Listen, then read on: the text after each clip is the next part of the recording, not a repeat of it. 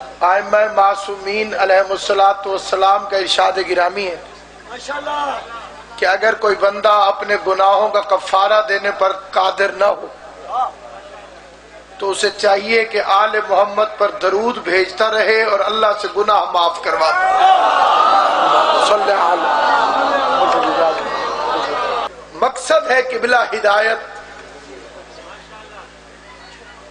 اور عہدے ہیں گن کے 5۔ یہ عہدے بندوں کے دیے ہوئے نہیں، یہ اللہ نے فرمائے ہوئے ہیں اور قرآن میں آئے ہوئے ہیں۔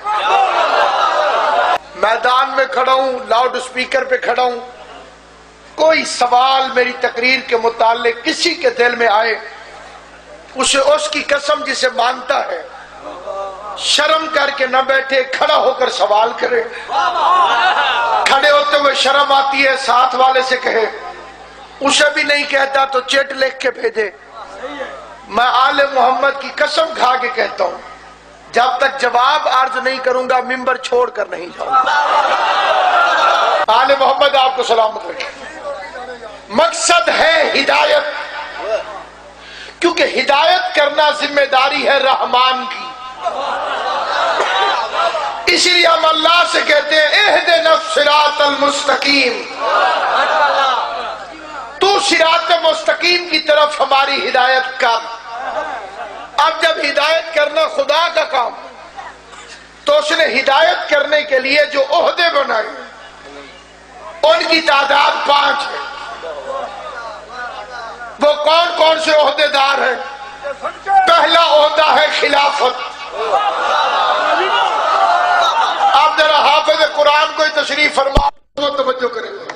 انی جاعل فی الارض خلیفہ، اللہ فرما رہا ہے میں زمین پر خلیفہ بنانے والا ہوں۔ پتہ چلا خلیفہ خدا بناتا،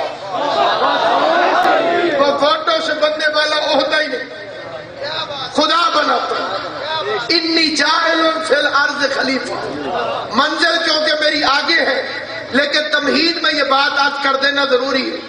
پہلا عہدہ ہے خلافت، یہ خدا بناتا ہے۔ دوسرا عہدہ ہے نبوت، یہ ووٹوں سے نہیں بنتے نبی۔ کسی بھی زمانے میں اللہ نے الیکشن نہیں کروایا کہ میں نے ہدایت کرنی ہے، میں نے نبی چننا ہے، 2 بندے کھڑے ہو جاؤ، تم میں سے جسے زیادہ ووٹ پڑے وہ نبی ہو۔ یہ عہدہ بھی خدا عطا فرماتا ہے۔ تیسرا عہدہ ہے رسالت، چوتھا عہدہ ہے امامت، 5واں عہدہ ہے ولایت۔ ہر عہدے کے لیے قرآن کی ایک آیت پڑھ دیتے ہیں۔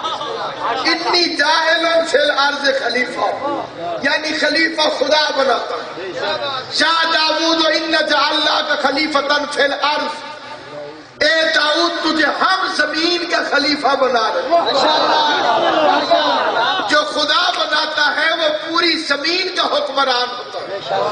جس کی حکومت سے مکہ مدینے تک ہو وہ ووٹوں کا بنایا ہوا بادشاہ تو ہوتا ہے، اللہ کا بنایا ہوا خلیفہ نہیں۔ پھر لوگوں کے ذہن میں یہ ایک لفظ مسلمان اگر سمجھ لے، ایک لفظ تو سارا مسئلہ ہی حل ہو جائے۔ مسلمان یہ سمجھتے ہیں جس کو حکومت مل جائے وہ خلیفہ، جسے طاقت مل جائے وہ خلیفہ، جسے ووٹ مل جائے وہ خلیفہ، جس کا دربار ہو وہ خلیفہ، جس کے سر پہ تاج ہو وہ خلیفہ، جس کو تخت مل جائے وہ خلیفہ۔ لاؤڈ اسپیکر پہ شیعہ سنی مسلمان بھائیوں کے سامنے تاریخ کا ایک ادنا سا طالب علم ہو کے قرآن کا واسطہ دے کے پوچھتا ہوں، آدم کو خلیفہ قرآن کہہ رہا،